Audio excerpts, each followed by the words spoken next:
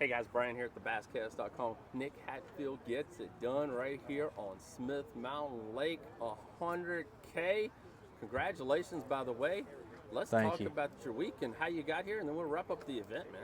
Yeah, so early on in practice, I got some bites on a point that was further down the lake than where I fished the tournament, and kind of thought it was a herring spawn deal. I've never been here. I've heard a lot about the place. And then day 2 of practice, I was looking for it again early that morning, and I pulled up on the point that I caught most of my fish on, and I caught a 6.5 and a couple 4s, and I'm seeing them everywhere. I'm like, man, this point's got them. Right. It might be special. Well, you know, went out there the first day and caught 15 pounds off of it pretty quick and left it. Thought I needed to go do other things. Day 2, I'm like, I'm staying there. I'm gonna stick it out. I ended up catching 50 something pounds off of it the second day.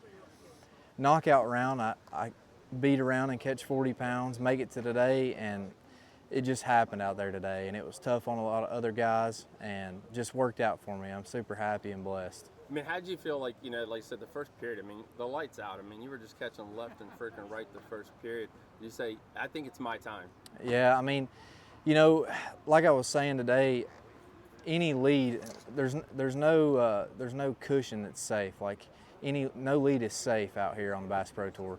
These guys are such good fishermen. It doesn't take much for somebody to pull up at the right place at the right time and catch 5, 6, 7, 8, 9 fish in a hurry, and then they're ahead of you. So I wanted to keep trying to catch them and catch them and catch them. And late in the second period when I ended up getting to like 42 pounds, I'm like, man, I've got a 13, 14 pound lead. That's when I was like, it could really happen. And then, I went the whole third period without a bite, and it was the longest 2.5 hours of my life. But it worked out, and we ended up, winning. So pretty crazy. What was the 1-2 punch this week, man? The 1-2 punch was definitely just a jig head minnow, and I wasn't really using forward-facing sonar with it. I was just throwing it out there and just working it real fast, pretty much like a fluke or anything else across those points where the herring were spawning. And then I caught a lot of my fish on a trap.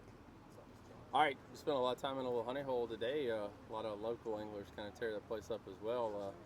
Did you feel that the consistency was there throughout the day, that to get this early lead, the fish were just going to be there? Yeah, it seemed it. I wasn't going to start there this morning, and I just thought, man, I've caught so many there. I ought to try it again, and I ended up catching 3 or 4 pretty quick off of it, and it seemed like it's been beat up. A lot of guys fished it throughout the tournament other than just me, so I had to leave it and then come back. And when I would come back, the first couple casts in there, I would catch another one or two. So it was a lot about letting it rest and then coming back to it. How does it feel to get your first major league fishing win? Man, this is actually my second. Second. I won on the Invitationals or the Tackle Warehouse Pro Circuit a few years ago. But this is my first series. Bass Pro Tour win, so Yes. I'm pumped about it. Just stoked. All right, 100K.